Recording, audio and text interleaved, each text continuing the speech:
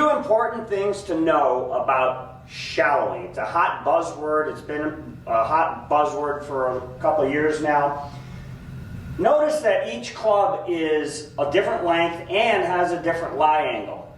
So the longer the club, i.e. the driver, the more we would actually want to see it shallow if it were applicable to your swing.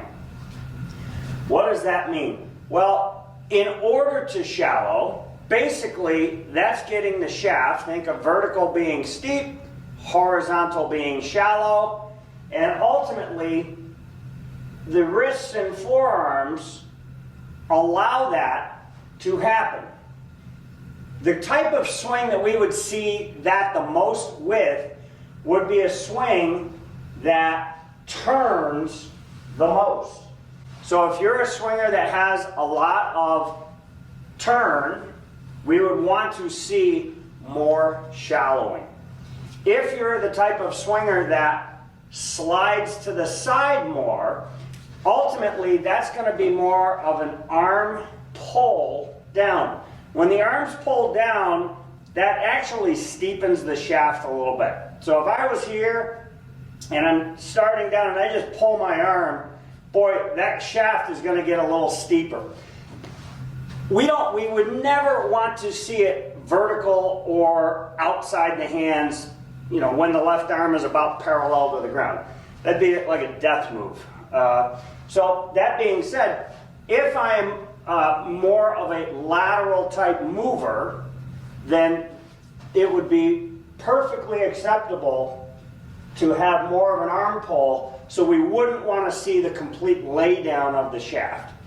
If I was more of a turner, i.e. the left knee, the left side of the pelvis really clears early, that'd be like a Dustin Johnson or a Gary Player, then we would definitely want to see more and more shallowing.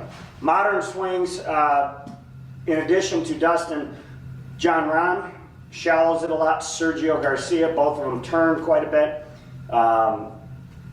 And on the opposite side, I would say a Justin Rose or an Adam Scott, they would be more of an arm puller. Okay, they do have turn, but it's certainly not the rate that a Dustin Johnson has. Note that the club that I would want to shallow the most would be the driver. Wedges, because of how they sit, they're actually, they will shallow a little bit, but it's really in proportion to their original starting angle. So if you shallow it too much with a wedge and you don't turn, be on the lookout for those sideways shots we just call the shanks. Note that shallowing will effectively open the club face. So if I am a good turner of the golf ball, as that club starts to shallow, I also have to counter that by squaring the club face a little bit sooner. So that's taking that left wrist into more of a flexed and uncocked position as I turn more.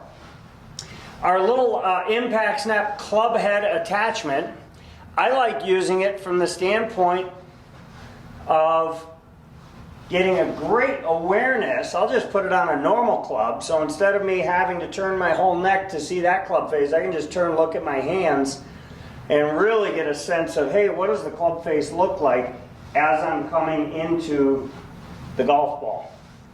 So again, if you are a good turner of the golf ball and you are a shallower, then a little more, you'll just be aware that you have to square the club face up a little bit more. The more the club shallows, effectively the more the club face is opening. I hope this video helped clarify some things for you. Please